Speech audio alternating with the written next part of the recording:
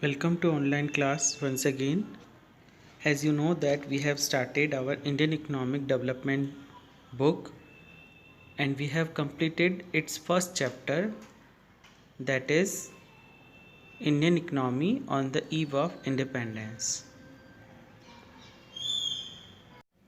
Now we take the revision or the conclusion points of this chapter.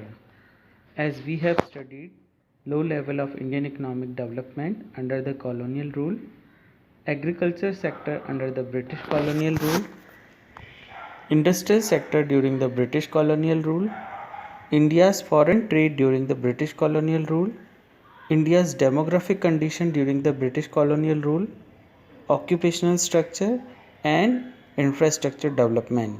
So we will have the revision of these points. So here we have the conclusion.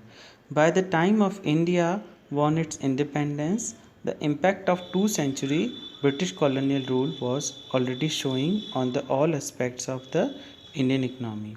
हमने ये देखा कि जब India ने independence पाया उससे पहले 2 century तक यानी 2 दशकों तक भारत में ब्रिटिश कॉलोनियल रूल का राज्य था। ब्रिटिश कॉलोनियल रूल ने यहाँ पे रह करके और भारत को पूरी तरह से डिपेंडेंट बनाना चाहा ब्रिटिश पर। The agriculture sector was already settled with surplus labour and extremely low productivity. Bharat कृषि प्रधान देश था और mainly mostly persons are related with the agriculture sector और इसी कारण इस सेक्टर में सबसे ज़्यादा लेबर था, लेकिन लेबर ज़्यादा होने के कारण भी प्रोडक्टिविटी बिल्कुल लो थी because Britishers are not interested in improving the productivity of agriculture.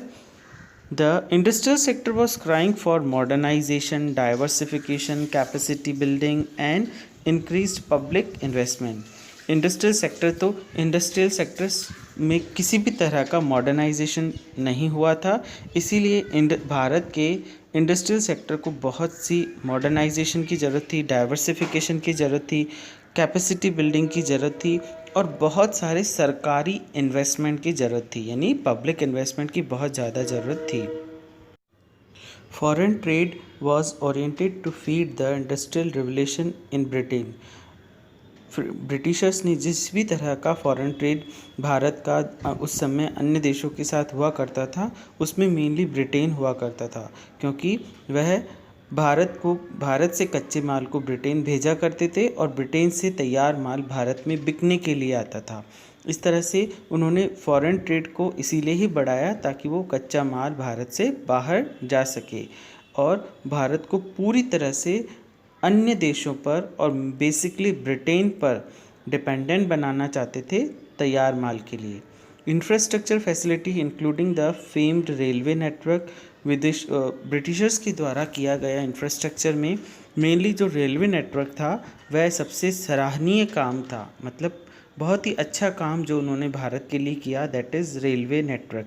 But it needs upgradation, लेकिन इसमें और ज़्यादा सुधार की ज़रूरत थी, एक्सपेंशन की ज़रूरत थी and public orientation.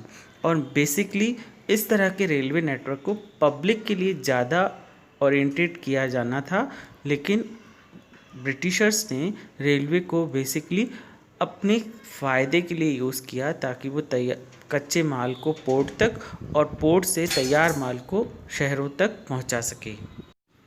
Prevalence of rampant poverty and unemployment required welfare orientation of public economic policy. Secondly, इतना सारा पोवर्टी, इतनी सारी गरीबी और बेरोजगारी फैल चुकी थी भारत में, इसीलिए welfare orientation public economic policies बनाई जाने की बहुत ही ज़्यादा ज़रूरत थी.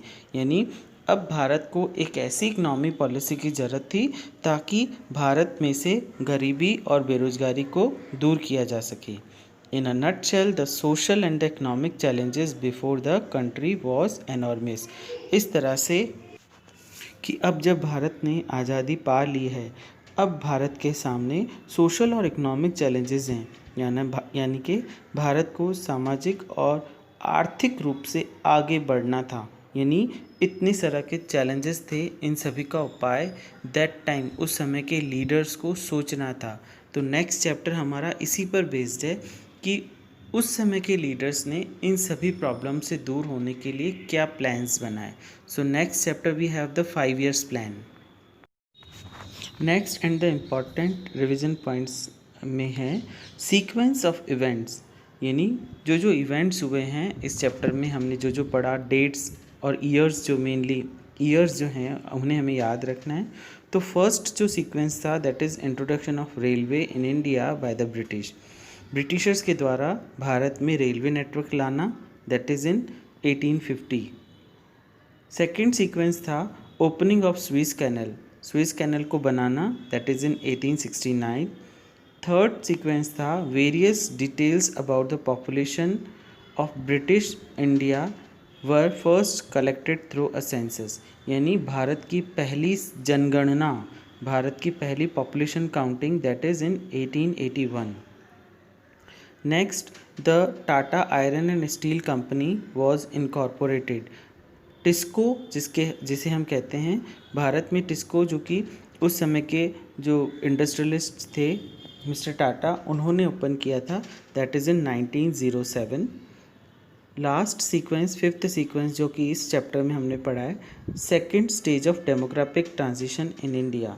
डेमोग्राफिक ट्रांजिशन का दूसरा चरण जब स्टार्ट हुआ था, that is in 1921। Now we have the important key terms. Commercialization of agriculture. Commercialization of agriculture means change in the cropping pattern from food crops to commercial crops. यानी Bharat cropping pattern को change करना, food crops की जगह पे commercial crops grow करना, और commercial crops जिसे कि हम कैश क्रॉप्स भी कहते हैं, कैश क्रॉप्स ग्रो करना is called commercialization of agriculture. And commercial crops are cotton, jute, sugarcane, etc. Next, capital goods industry. Capital goods industry means the industry which can produce machine tools which are in turn of used to for producing articles for current consumption. It means capital goods industry एक ऐसी industry होती है जिसमें machine के tools तैयार किए जाते हैं, और इस तरह उन अलग अलग टूल्स को यूज़ करके एक नई मशीन क्रिएट की जाती है। नेक्स्ट एंड द लास्ट की term is occupational structure. Occupational structure refers to the distribution of working person across different industries and sectors, agriculture, manufacturing and service sector. Occupational structure एक ऐसा structure है जिसमें कि हम वर्कफोर्स को अलग अलग सेक्टर्स में डिस्ट्रीब्यूट करते हैं। इट मीन्स अलग अलग सेक्टर्स क्या होंगे, it can be agriculture, manufacturing और सर्विस सेक्टर।